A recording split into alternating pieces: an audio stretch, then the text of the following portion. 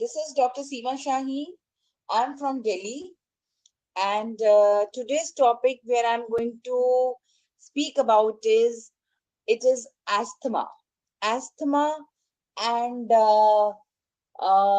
asthma, otherwise also an asthma in this COVID era.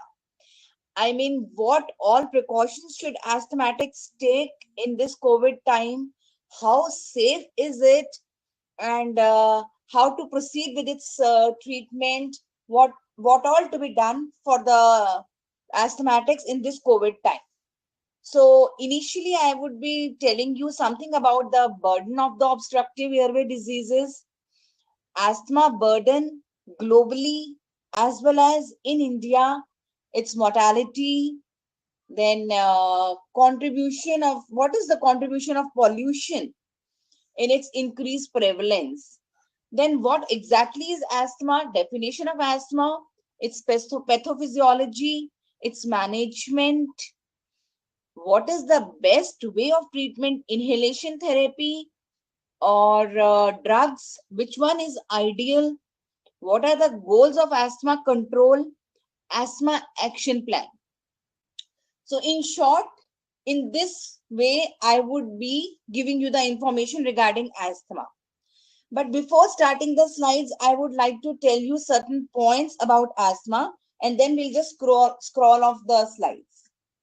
So first and foremost is asthma is again an obstructive airway disease. Okay? So there are obstructive airway diseases like asthma and COPD, chronic obstructive airway disease. This is also a chronic disease. It's a very common chronic disorder throughout the globe. And what exactly is asthma? I would like to tell you first. See, first of all, it is an obstructive airway disease. Okay? Now, airflow obstruction is there, and especially for asthma, there is expiratory airflow obstruction. What I mean by expiratory airflow obstruction is after you inhale, आप जब सांस बाहर लेते हैं उस time पे एक obstruction जो आती है, that is called expiratory airflow obstruction. And asthma में जो ऑब्स्ट्रक्शन है दैट इज वेरिएबल. वेरिएबल से मेरा मतलब है that at times there will be a severe obstruction, and after some time there won't be any obstruction. A patient will be leading the life as if he or she is a very much normal person. So asthma is a heterogeneous disease, and the obstruction in asthma is very much variable. Whereas if you see a COPD patient, then there is nothing called variable obstruction. There is always an obstruction. There is always an airflow limitation. That is a persistent airflow limitation. Asthmatics को हमने बचा के किस चीज से रखना है कि उनको फिक्स्ड एयरफ्लो ऑब्स्ट्रक्शन कभी ना हो जाए, पूरा समय उनकी एयरफ्लो ऑब्स्ट्रक्शन ना रहे.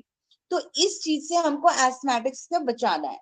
दूसरी इंपॉर्टेंट चीज जो एस्थमेटिक्स में है, एयरफ्लो ऑब्स्ट्रक्शन है, एक्सपीरेटरी एयरफ्लो ऑब्स्ट्रक्शन है, क्रॉनिक डिसऑर्डर है, लेकिन इसके जो सिम्टम्स हैं वो बहुत वेरिएबल हैं, बहुत इंटेंसली कई दफा सिम्टम्स आते हैं और उतनी ही स्पॉन्टेनियसली इंटेंसली वो सिम्टम्स चले भी जाते हैं. ठीक है, the symptoms go away spontaneously either with treatment और विदाउट ट्रीटमेंट. तो लेकिन जो सीओपीडी का मरीज है उसमें सिम्टम हमेशा रहेगा. आस्थमा में देखा गया है कि फॉर 2 वीक्स 15 दिन तक पेशेंट को कोई परेशानी नहीं होती, और उसके बाद कुछ हल्का सा भी ट्रिगर मिलता है and the patient gets that severe dyspnoea, severe breathlessness, chest tightness, wheeze, everything ही और शी विल गेट. ठीक है, तो ये एक बहुत इंपॉर्टेंट डिफरेंशिएटिंग फैक्टर है asthma from other obstructive airway diseases. अच्छा, now another important thing is in asthma जितने भी सिम्टम्स आते हैं ये एक्सट्रीम ऑफ द डे के टाइम पे आते हैं, यानी कि या तो ये शाम में आते हैं, लेट इवनिंग में आते हैं, या सिम्टम्स अर्ली मॉर्निंग में आते हैं. मेरे कोई और ऑब्स्ट्रक्टिव एयरवे डिजीज है तो उसमें ऐसी वेरिएबिलिटी नहीं होती, हर समय सिम्टम आता है। एस्थमा के मरीजों में आप क्या देखेंगे कि शाम में एकदम खांसी बढ़ गई, या अर्ली मॉर्निंग खांसी आई, या सांस लेने में दिक्कत शुरू हो गई, वीजिंग शुरू हो गई। वीजिंग से what do I mean by wheezing is it is like a whistling sound from the chest, छाती में से सीटियां जैसे बजती हैं उसको कहते हैं wheezing। अच्छा, आस्थमा में एक बहुत इंपॉर्टेंट चीज है, asthma can occur in any as, ठीक है, but mostly it can occur in any age, but mostly asthma occurs in younger individuals। बच्चों में भी एस्थमा पाया जाता है। Is it halted? Am I audible or visible?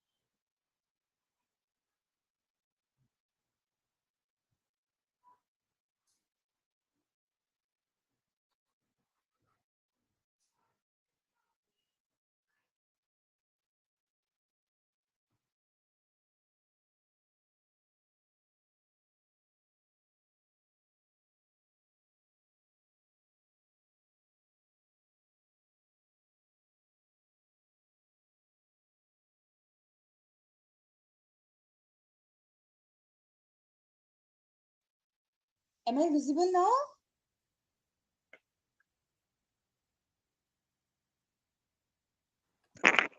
Yes, you're audible. Yeah. Viraj, am I visible? Yes, madam, you are audible and visible for the audience also and for me, everyone. I cannot listen to you. Madam, Hello?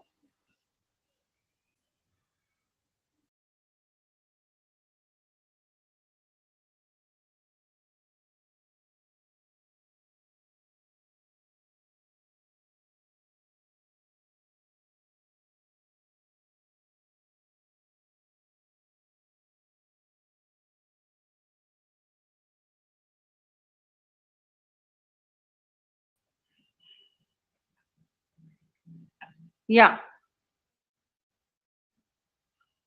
So as I was explaining it to you, asthma occurs in the younger age group, whereas COPD occurs in the patients above 40 years of age. तो asthma छोटे बच्चों में भी पाया जाता है। और asthma किस तरीके से होता है, यानी कि इसकी इटियोलॉजी क्या है, क्या कॉजेज हैं, इसमें I would like to tell you, asthma में ज्यादा जेनेटिक प्रीडिस्पोजिशन होती है। There are more than 100 genes which are responsible for causing asthma than others also there। तो कैसे होता है अस्थमा? देखिए, in case children who are born as low birth weight babies, they are more prone to get asthma because their lungs are not properly developed. Children who are born to the mothers with cesarean section are more prone to get asthma. Why? Because they are not passing through the birth canal, the vagina, wherein that is the first site जहां पर बच्चे को अपनी immunity मिलती है। तो क्योंकि caesarean section होता है तो बच्चा उस चीज को मिस कर देता है, इसलिए उन बच्चों में इन्फेक्शन होने के चांसेस या एस्थमा होने के चांसेस ज्यादा होते हैं। अगर किसी बच्चे की मदर या उसकी ग्रैंड मदर स्मोक करती थी ड्यूरिंग प्रेगनेंसी, तो उन बच्चों को ग्रैंड मदर यानी कि जो मैटरनल ग्रैंड मदर है, इफ शी हैड स्मोक, तो उन बच्चों में एस्थमा होने के चांसेस ज्यादा होते हैं। जिस घर में एलर्जिक कंडीशंस ज्यादा हैं, जैसे कि एलर्जिक राइनाइटिस है या एक्जिमा है या माइग्रेन है, ऐसे बच्चों में या ऐसे लोगों में एस्थमा होने के चांसेस, एलर्जिक प्रीडिस्पोजिशन जहां पर जाते हैं वहां पर उन लोगों को एस्थमा होने के चांसेस ज्यादा हो जाते हैं। ठीक है, ये बहुत इंपॉर्टेंट है। देखिए, asthma can be allergic and it can also be non allergic. See, even it is said कि कोई ट्रिगर फैक्टर चाहिए एस्थमा का, episode, it is an episodic condition, you know, trigger factor चाहिए, जैसे कि बहुत सर्दी, ठंडी हवा, या कुछ ठंडा पी लिया, है ना, या वेदर चेंज एकदम हुआ, तो आपको मालूम पड़ता है कि जैसे मौसम बदल रहा है, you are getting that wheeze kind of a thing, so you will come to know that इस सीजन में आपको ये परेशानी होती है। This is for the people who are allergic asthmatics. ठीक है, नॉन एलर्जिक वालों को नहीं होता। या कहीं बहुत स्ट्रॉन्ग ओडर हुई, कोई परफ्यूम हुआ या कुछ हुआ जिससे आपको एकदम ट्रिगर कर जाता है, या घर में आपकी जो दीवारें हैं वो डैम्प हैं, मोल्डी हैं, फंगल स्पोर्स उसमें लगे हैं, तो इन सब चीजों से, या स्मोक है, फ्यूम्स हैं, इन सब चीजों से एस्थमा हो सकता है। दिस इज एटॉपिक यानी कि एलर्जेनिक। एक होता है नॉन एलर्जिक। नॉन एलर्जिक से मतलब है आप किसी स्ट्रेस में हैं, आप एंजाइटी में हैं, आप गुस्से में हैं, या आपका कल एग्जाम है, आपने कोई एक्सरसाइज अभी करी है, ऐसे में इमीडिएटली आपको वीजिंग स्टार्ट हो जाती है या ब्रेथलेसनेस स्टार्ट हो जाती है, तो दिस इज नॉन एटॉपिक यानी कि नॉन एलर्जिक एस्थमा। अब एस्थमा में सिम्टम्स क्या होते हैं? देखिए, किसी भी ऑब्स्ट्रक्टिव एयरवे डिजीज में ब्रेथलेसनेस होता है, यानी कि सांस लेने में दिक्कत होती है। छाती में जकड़न की फीलिंग होती है कि जैसे छाती बहुत टाइट हो रही है। खांसी आती है। सबसे बड़ी बात है, एस्थमा में जो खांसी आती है वो सूखी खांसी है, उसमें बलगम नहीं होती। पेशेंट को बहुत मुश्किल होता है, बहुत खांस खांस के भी अगर वो बलगम निकालता है तो बहुत स्टिकी सी थोड़ी सी बलगम आती है। तो बलगम एस्थमेटिक मरीजों में नहीं ज्यादातर पाई जाती। और वीज होती है। वीज से मतलब है जैसे छाती में सीटियां बजना, तो इस तरीके से वीजिंग स्टार्ट हो जाती है।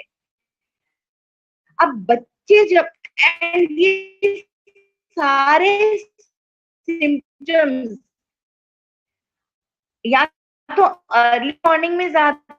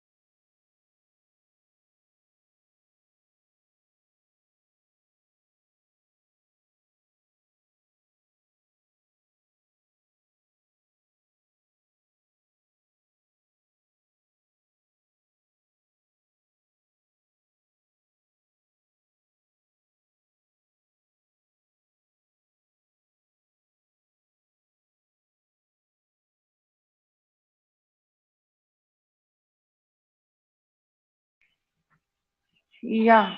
Am I audible and visible now? Yes, yes. Okay. So shall I continue? Okay. So I was telling you that for asthma, the symptoms are mostly in the either in the early morning or in the late evening. तो जो बच्चे होते हैं, बच्चे specially इनको क्या symptom होता है? खांसी से आते हैं। एंड यंग अडल्ट जो होते हैं उनको वीज होती है या चेस्ट में टाइटनेस शुरू हो जाती है। तो these are mainly the symptoms. Now what is the main pathophysiology in asthma? That is ABC. ABC में क्या है? A will stand for airway hyper responsiveness. कुछ भी ट्रिगर आया और एकदम एयरवे हाइपर रिस्पॉन्ड कर गया, कॉन्ट्रैक्ट कर जाता है. ब्रोंको कंस्ट्रिक्शन, एयरवेज की जो मसल्स हैं due to inflammation, chronic inflammation. Asthma में हमेशा बेसलाइन इन्फ्लेमेशन बनी रहती है, थोड़ी सी इन्फ्लेमेशन जरूर रहती है. इतनी इन्फ्लेमेशन है, उसमें कोई सिम्टम नहीं आ रहा. इन्फ्लेमेशन बढ़ी, इससे थोड़ी सी ज्यादा हुई, कोई ट्रिगर आया, इन्फ्लेमेशन ने अपना थ्रेशोल्ड छोड़ा, the patient starts getting the symptom. So a baseline inflammation is always there in asthmatics, and it is good if they are given, always they should be given maintenance therapy. Asthmatics are as good as healthy individuals. The only difference between them and us is that there is some kind of inflammation which is there, which remains always. So this inflammation should always be taken care of. Now, while doing the treatment, the main thing, the main treatment is, there are two aspects to it. One is bronchoconstriction, another one is chronic inflammation. Inflammation है, बहुत बलगम बन रही है, बहुत सूजन है, mucus है, तो ये इन्फ्लेमेशन हो गई. फिर ब्रोंकोकंस्ट्रिक्शन है. Supposing now this is the airway, this is a normal airway, whereas for an asthmatic this would be like this. इतनी सी जगह है, the airway is compromised, so obviously there is airflow obstruction, and the airway is compromised due to two reasons. One is bronchoconstriction, another one is inflammation. अब हमारे देश में होता क्या है, हमारे देश में भी या बाहर भी, people have the stigma of using steroids या bronchodilators या inhalers. They will be like, अरे inhalers, no, we are not going to use inhalers, these are addicting. इसकी आदत पड़ जाती है, ये फिर कभी रुकते नहीं है, कभी बंद नहीं होता. तो today I would like to tell you a very, very important point over here is that you need to have inhalers. Inhalation is the best way of treatment for asthmatics and for that purpose for any airway disease. जब तक आप inhaler नहीं देंगे, देखिए inhaler से क्या मतलब है, इनहेलर से मतलब है कि ड्रग जो है डायरेक्टली जहां जानी चाहिए वहां जा रहे हैं, यानी कि लंग्स में जानी चाहिए तो लंग्स में. अगर आपकी स्किन पे चोट लगी है तो आप स्किन पर ही मलहम लगाएंगे ना, ठीक है ना. यहां चोट लगी तो यहीं पर मलहम लगाएंगे, यही एरिया आपको टारगेट करना है. तो लंग्स पर अगर परेशानी है तो आप पेट पे क्यों जा रहे हो या कहीं और क्यों जा रहे हो, ठीक है ना. तो आपको, जब आपके पास वो चीज है कि जो डायरेक्टली लंग्स पे असर डालेगी, then why not, it's a common sense, why not using an inhaler which directly will go to the organ concern. आप एक इनहेलर लेते हैं, आपका डायरेक्टली आपके टारगेट एरिया में जाएगा, वो एक्यूट ऑनसेट है, एकदम उसने दवाई ने एक्शन कर दिया, उसकी डोज भी बहुत कम जाएगी as compare to the tablet, then what is a good thing. See if you are taking an inhaler, you will take hardly 200 microgram. 100 microgram का एक पफ आप होता है, 2 पफ आपने लिए, 200 माइक्रोग्राम ले लिया. इसके ऑल्टरनेटिव अगर आप दवा ले रहे हैं, गोली ले रहे हैं, आप गोली ले रहे हैं 2 मिलीग्राम अकाउंट टू 2000 माइक्रोग्राम, यानी कि आप 10 गुना ज्यादा दवाई ले रहे हैं. क्यों लेनी है 10 गुना ज्यादा दवाई? हर दवा के दीज ब्रोंकोडायलेटर्स, इन सबके साइड इफेक्ट्स हैं. क्या साइड इफेक्ट्स हैं? टेकीकार्डिया, पैल्पिटेशंस, ये सब साइड इफेक्ट्स हैं. पेशेंट्स को गोली खाने, अच्छा एक तो आपने टैबलेट ली, आपने ज्यादा डोज ली, आपको ज्यादा साइड इफेक्ट होने के चांसेस हैं. फिर वो दवा एकदम तो आपके लंग्स में जाएगी नहीं, it will go through the systemic circulation, पहले पेट में गई, वहां से फिर आपके ब्लड में एब्जॉर्प्शन हुई, तो आपने तो पूरी बॉडी को हिला दिया, यानी you given the drug to the entire all the parts of the body rather than hitting the target. So what would you consider to be a better option? The better option is always an inhalers. So अब inhalers में आपने किस तरीके के inhalers देने? देखिए 2 तरीके के होते हैं. आपकी प्रॉब्लम में क्या क्या है? ब्रोंकोकंस्ट्रिक्शन है, इन्फ्लेमेशन है. इन्फ्लेमेशन के लिए बेस्ट क्या है? इनहेल्ड कॉर्टिकोस्टेरॉइड यानी कि ICS. अब सवाल उठता है, अरे हम स्टेरॉइड्स नहीं देंगे. अरे स्टेरॉइड्स नहीं देंगे तो इन्फ्लेमेशन ठीक कैसे होगी? दूसरी चीज है ब्रोंकोडायलेटर, ठीक है, हम ब्रोंकोडायलेटर दे देते हैं। आपको मैंने बताया था कि इसमें आधी चीज तो आपकी इन्फ्लेमेशन है, दूसरी आधी आपकी ब्रोंको कंस्ट्रिक्शन है। आपने ब्रोंकोडायलेटर तो दे दिया, इतना खुल गया, लेकिन आपकी इन्फ्लेमेशन को कौन ठीक करेगा? इन्फ्लेमेशन ठीक नहीं होगी, फिर ट्रिगर आएगा, फिर इन्फ्लेमेशन बढ़ेगी, तो ये एक विशियस सर्कल बन जाएगा। तो आपको दोनों चीजें देनी जरूरी है, आपको इनहेल्ड कॉर्टिकोस्टेरॉइड्स भी देने हैं, आपको ब्रोंकोडायलेटर्स भी देने हैं। देखिए, जब हम शुरुआत में स्टेप 1 में एस्थमा का ट्रीटमेंट शुरू करते हैं, when we start the asthma treatment as a step 1, we start the patient on ICS, that means inhaled corticosteroids. Thereafter, we start with long-acting bronchodilators. They are mostly, we use LAVAs, that is long-acting beta agonist drugs. So we give a combination of ICS and LAVA. If the patient is still not getting improved, we add on a LAMA, long-acting muscarinic antagonist drugs. Then along with that, we give the patients as tablets anti-leukotrienes, ठीक है, या antihistaminics, because allergic तो है ही है, so we give anti-leukotrienes, antihistaminics, or certain other drugs. So these are the main things to be given: ICS, LABA, LAMA. This अच्छा, एक चीज और है, आप सोचें कि सिर्फ एक ही, अगर आप सारी ड्रग्स का कॉम्बिनेशन देते हैं तो जो आपका रिजल्ट है वो बहुत अच्छा आता है, ठीक है। Now inhaler when you are giving, you have to see किस एज ग्रुप को कौन सा इनहेलर देना ठीक रहेगा, ठीक है। अगर आप सोचें कि यंग बच्चों को, छोटे बच्चों को और ओल्ड एज वाले लोगों को आपको इस तरीके का इनहेलर देना है जिसमें उनको कोऑर्डिनेशन इश्यूज ना आए, ठीक है। तो कोऑर्डिनेशन इश्यूज ना आए तो उसके लिए आजकल सिंक्रो ब्रीथ यानी कि ब्रेथ एक्चुएटेड इनहेलर्स हैं, जिसमें कि आपको कोऑर्डिनेट करने की जरूरत नहीं है, आप डायरेक्टली वो इनहेलर जैसे इंस्पायर करेंगे और कैनिस्टर को दबाएंगे तो you will get the drug, ठीक है। तो this is a very very good idea. Otherwise अगर आप प्रेशराइज्ड इनहेलर्स लेते हैं तो उसमें फिर आपको थोड़ी परेशानी आ जाती है, बिकॉज उसमें आपको synchrony maintain करनी पड़ती है during inspiration, and then you have to synchronize with your hands, and that not everyone can do. So nebulizers are also a good option in that case, क्योंकि nebulizer में फिर ये सब करने की हमको जरूरत नहीं होती। तो depending upon the age of the person, we start with these kind of drugs.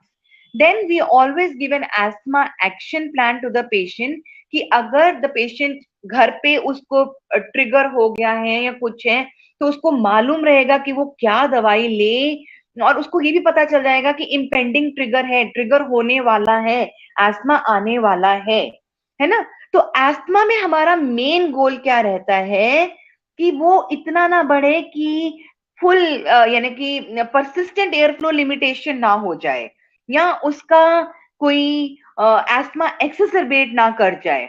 तो इन सब चीजों को हमको ध्यान में रखना है। And if we see there is an questioner is also there, अगर if you see that you are getting the symptoms at least twice in the day time in 1 week, ठीक है, एक हफ्ते में दिन के समय 2 बार आपकी सांस ज्यादा उखड़ती है, या आपको रेस्क्यू ड्रग्स होते हैं शॉर्ट एक्टिंग बीटा एगोनिस्ट, जो थोड़ी सी डोज भी देंगे वो acutely immediately they will act और आपका ब्रोंकोडायलेटेशन कर देते हैं। So those are the rescue drugs. The other ones which I talked about ICS and LABA, these are the relievers, ठीक है, ये रिलीवर्स हैं और ये रेस्क्यूअर्स हैं। रेस्क्यू यानी कि जिस टाइम पे आपको एकदम दवा की जरूरत पड़ती है तो वो हम उस टाइम पे देते हैं। तो अगर आपको 1 महीने में 2 बार रात में जागना पड़ रहा है, या आप ये चेक करें कि 1 महीने में कितनी बार आपको ये रिलीवर ड्रग्स लेनी पड़ रही है, तो अगर इन सब में टिक मार्क आपका ज्यादा आ रहा है, इसका मतलब आपका जो एस्थमा है that is not under control and you need to control your asthma. अब एस्थमा को आप डायग्नोस कैसे करते हैं, बिकॉज एस्थमा और COPD एक ही जैसा लगता है। देखिए, जब आपके पास पेशेंट आता है, एक तो सबसे बड़ी बात है कि age is a big factor. Younger age group में ज्यादातर आपको एस्थमा मिलता है, then you will also take a history. History में आप क्या पूछेंगे? अच्छा, ये बहुत देखा गया है कि जिन लोगों को फ्यूम्स या air pollution is one of the biggest thing. हम लोग सोचते हैं कि पॉलन या डस्ट होगा, लेकिन उससे पॉलन ग्रेन्स होंगे, लेकिन उससे ज्यादा एयर पॉल्यूशन का रोल है फॉर कॉजिंग एस्थमा. तो एयर पॉल्यूशन या ऑक्यूपेशनल हैजार्ड या बायोमास फ्यूल, क्योंकि हमारे देश में अभी भी 70% लोग जो हैं उनका जो घर में खाना बनता है वो चूल्हे पर बायोमास फ्यूल से बनता है. And the females are very much obviously वो काफी प्रोन टू हो जाती है because they are always very close to that biomass fuel. और छोटे बच्चे भी माओ के साथ जब रहते हैं या दादी माँ के साथ रहते हैं तो उनको भी ये परेशानी बचपन से स्टार्ट हो जाती है. नहीं तो सिगरेट स्मोक है. So this is all even अगरबत्ती, धूप बत्ती, ये देखा गया है कि अगर आपने धूप बत्ती जलाई जो 1 या 2 घंटे में बंद भी हो जाती है, लेकिन स्टिल उसके जो फ्यूम्स हैं, उसकी जो धुआं है वो 2-3 घंटे तक बरकरार रहता है. और वो that can be one of a trigger to cause asthma. तो इन सब चीजों का ध्यान देना है, ये हम हिस्ट्री में लेते हैं. फिर while doing the examination what we do is we will try to listen for a wheeze. wheeze मैंने बताया whistling sound या crackling sound in the chest. उसको आप कैसे सुनेंगे? अगर एस्मा एक्सेसरबेटेड है तो आपको नॉर्मल कानों में वो wheeze की आवाज आएगी. अगर एस्मा एक्सेसरबेटेड नहीं है, आप ऑस्कल्टेट करेंगे, स्टेथ लगाएंगे तो आपको पता चलेगा. लेकिन होता क्या है कि या तो पेशेंट ट्रीटमेंट ले रहा है या ऑलरेडी पेशेंट ट्रीटमेंट ले रहा है तो फिर वो वीज नहीं सुनाई देगी. और अगर क्लिनिकली आप महसूस कर रहे हैं कि पेशेंट को परेशानी बहुत ज्यादा है, लेकिन जब आप स्टेथ लगा के देख रहे हैं आपको वीज नहीं सुनाई दे रही, इसका मतलब ये एक रेड फ्लैग साइन है. Patient might be in danger, है ना. तो ये बहुत ध्यान देने योग्य बात है. Then you'll take the history of cough. Patient will complain of having the cough early morning or late in the evening and the cough is non-productive. सूखी खांसी की हिस्ट्री देता है मरीज. छोटा बच्चे का ये है कि जैसे दूध पिला रहे हो तो वो खांस के सारा दूध निकाल रहा है. ठीक है, तो ये सारी चीजें हैं. अगर आपको थोड़ी सी भी सर्दी लगी तो हुआ. अच्छा, ये भी बहुत लोग बोलते हैं कि खाना ये नहीं खाने को दो, वो नहीं खाने को दो. तो I don't think that is the correct way because food allergies are seen only in 2% of people. So you don't go in for food allergies. You can give the child, जब बच्चे को है, you can give the child anything to eat because otherwise वो बच्चा अपने आप को psychologically low feel कर सकता है, डिप्रेस फील कर सकता है बाकी बच्चों के मुकाबले में. Don't ever stop the child कि भाई नहीं तुम नहीं खेलोगे क्योंकि तुम खेलोगे तो तुम्हें सांस फूल जाएगी. तुम्हें let the child go play. See the best part about asthma is yes that the exercise or any exertion can flare up the asthma, but the best part is जब आप कोई एक्सरसाइज करने जा रहे हैं, बच्चे को खेलने भेज रहे हैं, उसको इनहेलर का एक पफ दो.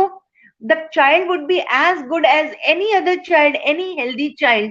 तो सिर्फ एक ही तो डिफरेंस है कि जो मेंटेनेंस डोज इनहेलर की है या मेंटेनेंस डोज जो इनहेलेशन की है वही आपको देनी है. वो अगर आप देते रहेंगे तो एस्थमा कभी एक्सेसरबेट नहीं करेगा. देखिए, एस्थमा को मैं ये नहीं कहती कि वो पूरी तरह ठीक हो जाएगा, लेकिन एस्थमा हमेशा कंट्रोल में रह सकता है. तो I think I have explained a lot about it. Viraj, can we have the slides now?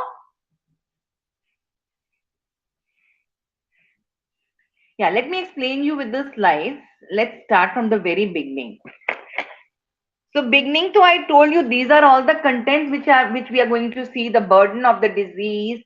The burden of asthma is, see, globally, if you see, globally asthma is, just a moment. Yeah. See, globally 358.2 million people, whereas in India 37.9 million people are affected with asthma. Okay. So now next slide. What is this? So see, this is all the air pollution. This is the dust which we are seeing, the air pollution from the factories and all. So you need to take care of this.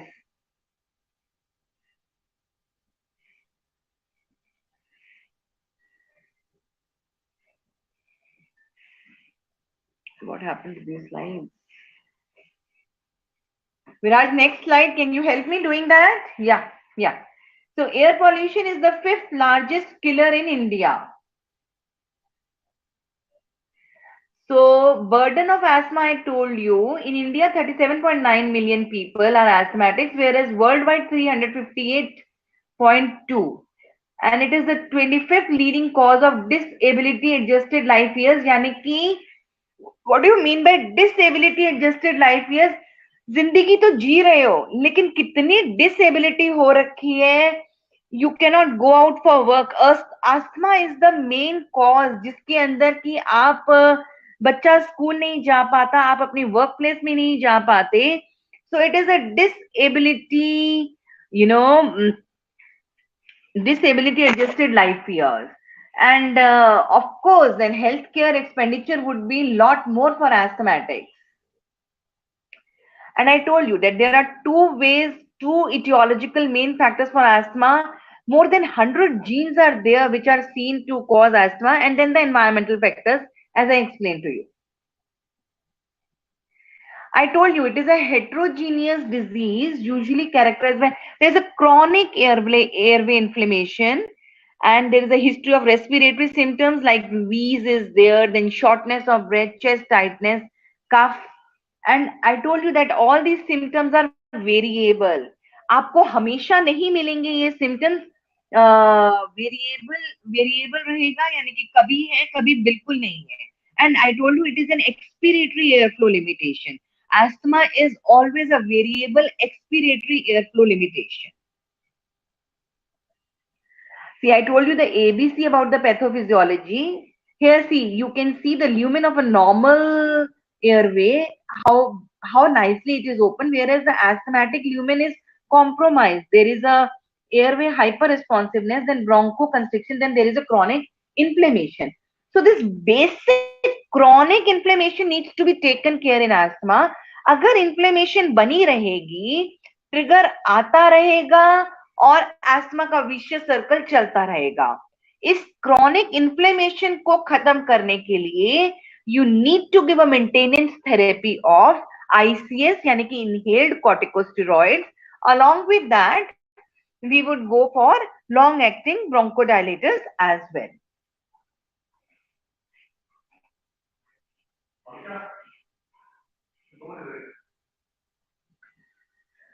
See, these are the parts of the respiratory system. We all know trachea, then bronchi, then lungs, the primary bronchus, secondary bronchus, tertiary bronchus, then bronchioles, terminal bronchioles, then alveoli.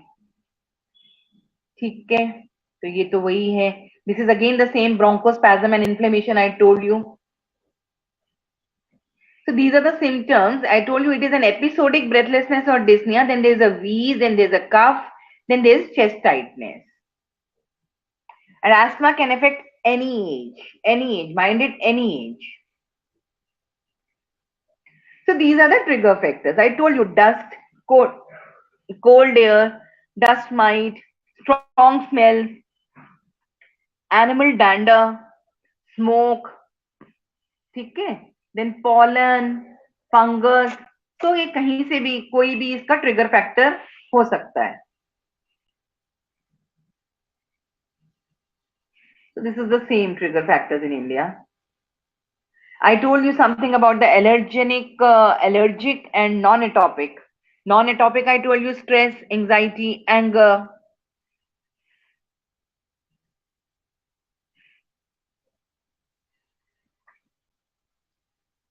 See, then there are modifiable and non-modifiable risk factors. For modifiable, जैसे कि tobacco smoke है, obviously आप cigarette smoke करनी तो बंद कर सकते हैं, आप biomass smoke से दूर रह सकते हैं, आप occupational hazard से अपने आप को बचा सकते हैं. Obesity is also one of the cause for asthma.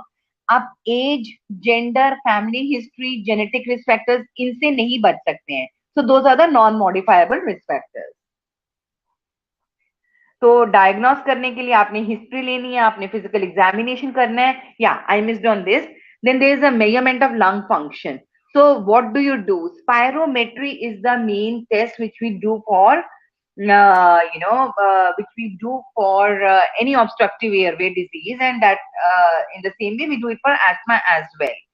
तो अगर स्पायरोमेट्री आप नहीं करते हैं तो आप even peak expiratory flow rate PEFR भी कर सकते हैं. तो स्पायरोमेट्री तो मेन है, but then there can be bronchodilator reversibility test.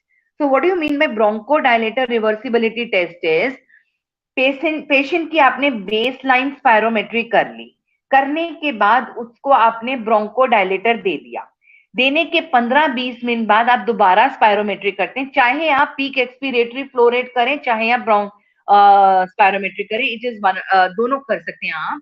अगर आपका पीक एक्सपीरेटरी फ्लो रेट में 20% बेटर आता है after giving the bronchodilator, that is called bronchodilator reversibility, and you will always find that kind of bronchodilator reversibility in asthmatics, whereas in patients with other obstructive airway disease this thing is missing, क्योंकि उनको कोई भी bronchodilator दे दो वो बिल्कुल normal कभी नहीं होंगे, पर एस्थमेटिक्स बिल्कुल नॉर्मल हो सकते हैं. उस टाइम पे 20% reversal is a big thing, ठीक है.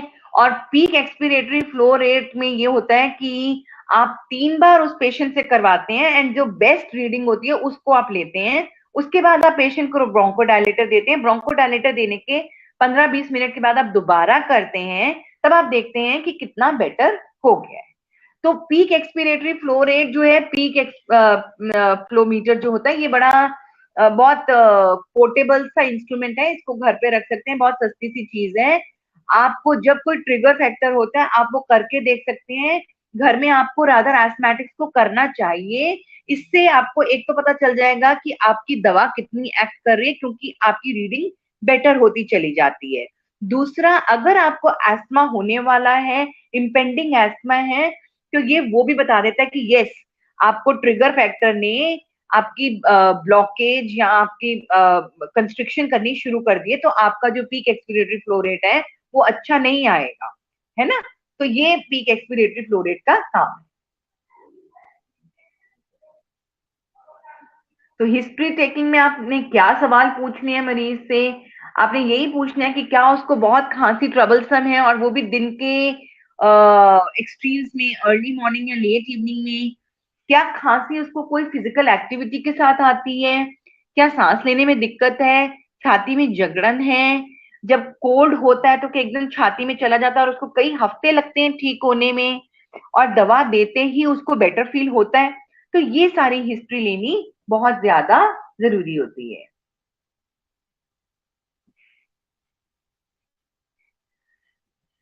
तो अब जैसे हम सबको कोई ना कोई नंबर चाहिए, टेम्परेचर है तो आपको थर्मामीटर चाहिए, तो एस्थमा में आप स्पायरोमीटर या पीक फ्लोमीटर रखते हैं. हाइपरटेंशन है तो आप बीपी ऑपरेटर जिसको भी कहते हैं स्फिग्मोमेनोमीटर चाहिए. डायबिटीज है तो ग्लूकोमीटर चाहिए. इस तरीके से एस्थमा है तो स्पायरोमेट्री या फिर पीक फ्लोमीटर चाहिए. ये पीक फ्लोमीटर है, इसमें बस खोल के आपको एक्सपायर करना है, इधर से कैलिब्रेशन जाएगा, आपको पता चल जाएगा क्या है. आपका एक पर्सनल बेस्ट होता है कि आपने बेस्ट, आपका बेस्ट क्या आया, रादर देन इसमें ना वो होता है एज और हाइट के साथ साथ एक चार्ट होता है जिसके साथ आप ये अगर वो 80% प्रिडिक्टेबल वैल्यू आप आती है then it is considered normal. लेकिन अगर आप अपने पर्सनल बेस्ट से उसको कंपेयर करेंगे then that would be the best thing.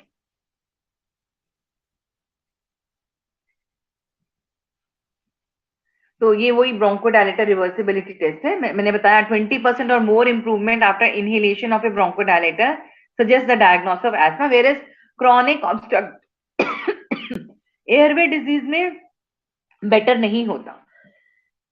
Sorry. तो ये मैंने बता दिया कि घर पे आप देखिए आपको इंप्रूवमेंट हो रही है तो पता चलेगा, इम्पेंडिंग एस्थमा अटैक है तो पता चलेगा, एस्थमा कंट्रोल कितना हो रहा है वो पता चलेगा. इसमें कोई ट्रेन टेक्नीशियन की जरूरत नहीं है, सिंपल इनएक्सपेंसिव पोर्टेबल सा है, कोई इन्वेस्टमेंट ज्यादा नहीं लगती है. कुछ भी आपको ट्रिगर हुआ तो आपको पता चल जाएगा इम्पेंडिंग अटैक आने वाला है कि नहीं है. बच्चे भी यूज कर सकते हैं. So now how do you manage asthma? So I told you that you need to manage asthma via dual therapy. You need to give the bronchodilators as well as you need to take care of the inflammation by giving the corticosteroids.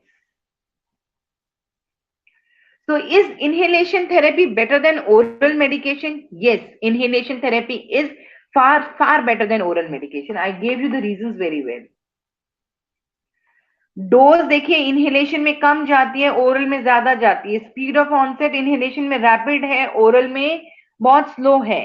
Side effects inhalation में बहुत कम पाए जाते हैं, where oral में बहुत ज्यादा पाया जाता है. And I told you palpitation और ट्रेमर्स हो जाता है पेशेंट को.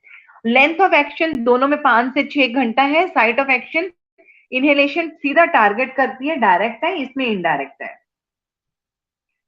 मैंने बताया था ना आपको कि 2 पफ लेंगे 200 माइक्रोग्राम जाएगी, 4 मिलीग्राम की गोली खाएंगे 4000 माइक्रोग्राम, यानी कि आप 20 गुना ज्यादा दवाई दे रहे हैं जब आप ओरल टैबलेट दे रहे हैं कंपेयर टू इनहेलेशन. तो देखिए स्पैज्म जब हो रहा है यू नीड अ रिलीवर यानी कि ब्रोंकोडायलेटर.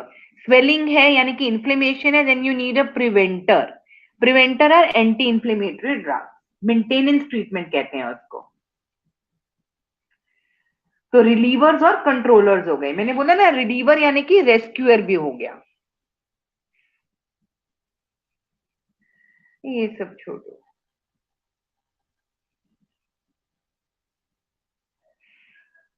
So इसमें you need to have a good control of the symptoms and maintain a normal activity levels. यानी कि जो मरीज है वो रोजमर्रा की एक्टिविटी अपनी बहुत अच्छे से निभा पाए, ये होना बहुत जरूरी है. एंड फ्यूचर रिस्क ना हो. फ्यूचर रिस्क से मेरा मतलब था एक्सरबेशन ना हो या परसिस्टेंट एयर फ्लो लिमिटेशन ना हो. So the patient's own goals regarding their asthma and its treatment should also be identified. तो ये मैंने बताया था कि ये सारे सिम्टम्स अगर आते हैं कि भाई रात में day time asthma symptom more than twice a week है, रात में आस्मा के चलते आपको उठना पड़ रहा है, रिलीवर ड्रग आपको हफ्ते में 2 से ज्यादा बार देनी पड़ रही है, या कोई एक्टिविटी लिमिटेशन, मतलब आपका asthma is not under a good control. ये मैंने आपको स्टेप्स बताए थे कि स्टेप 1 पे आप लो डोज आईसीएस देंगे, फिर आप आईसीएस लाबा देंगे, फिर आप ट्रिपल थेरेपी करेंगे आईसीएस लाबा लामा, फिर आप रिसेप्टर इनहिबिटर्स देंगे यानी कि मोंटेलुकास वगैरह जैसे होता है. Having one or more of the risk factors increases the risk of exacerbations even if the symptoms are well controlled. So obviously the risk factors need to be cut down.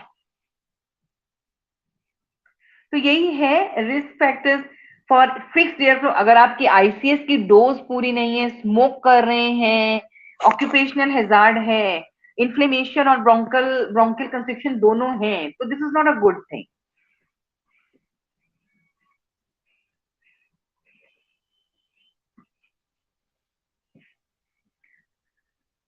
आप दवाई ले रहे हैं यानी कि ओरल मेडिकेशन ले रहे हैं, इनहेलर ठीक से नहीं ले रहे, डोज पूरी नहीं ले रहे, तो एक रिटन आस्थमा एक्शन प्लान होता है. ये क्या होता है?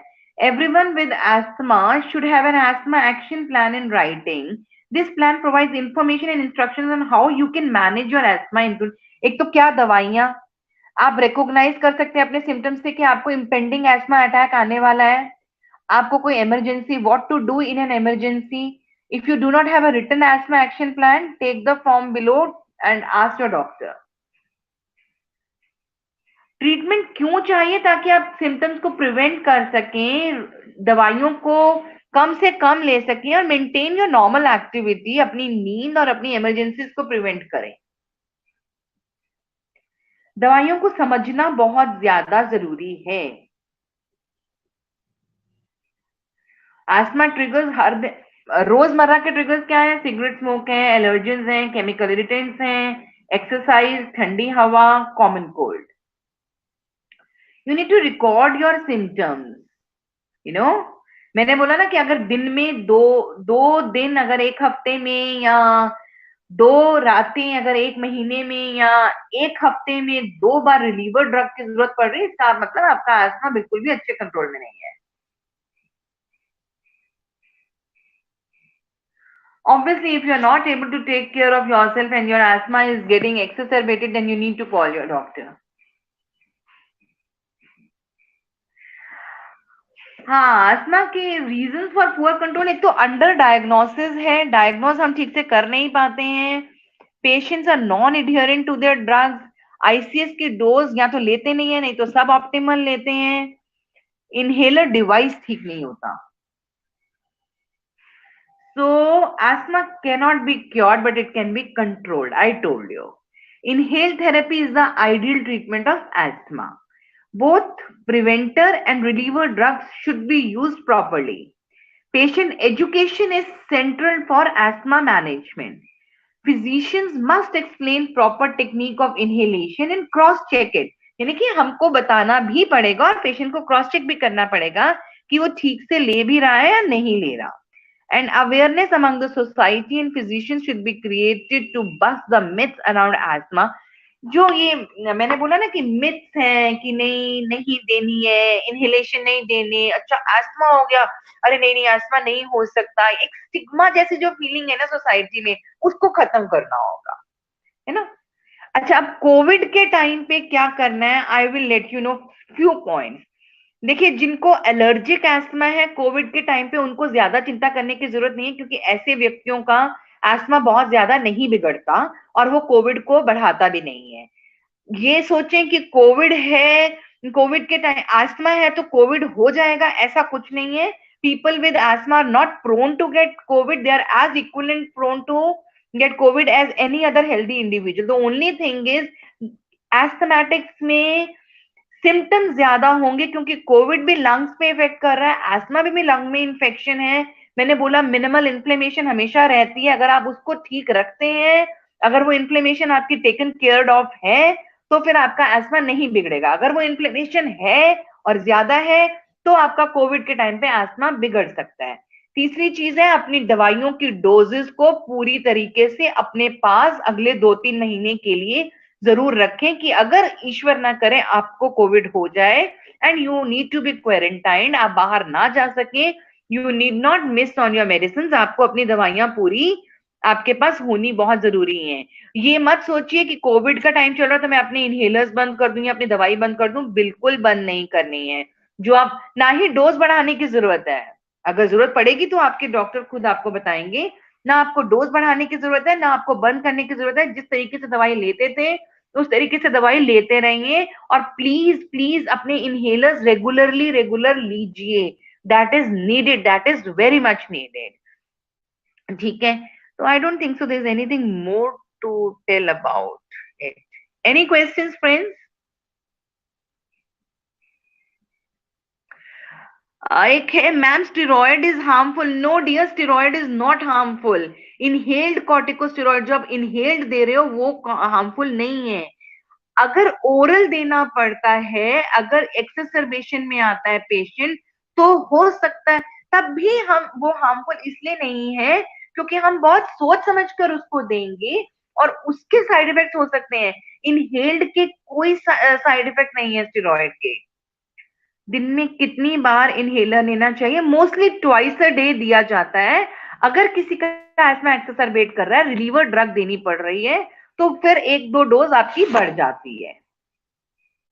मैम, मुझे केवल इसी सीजन में प्रॉब्लम बढ़ जाती है, तो क्या अस्थमा है या नॉर्मल एलर्जी? देखिए, ये एलर्जिक हो सकता है.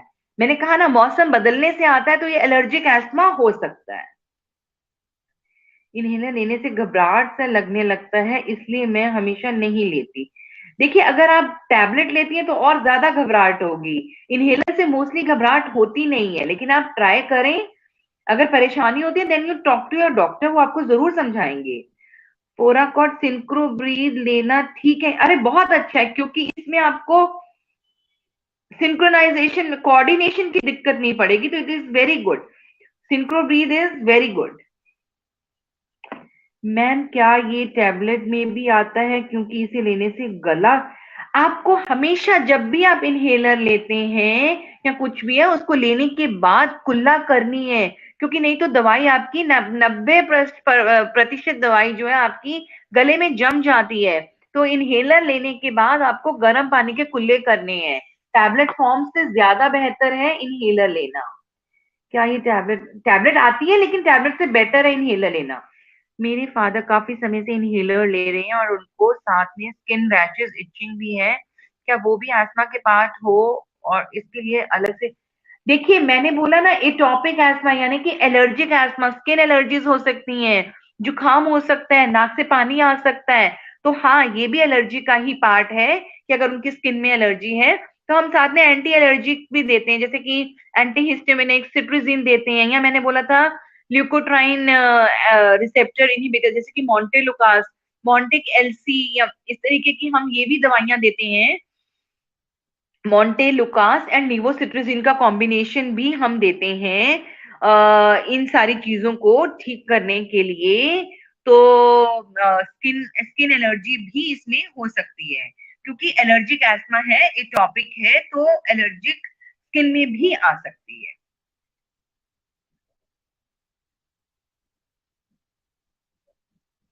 I think these are all the questions. अच्छा एक minute, anything else? I think it's fine. It's okay now. Any questions?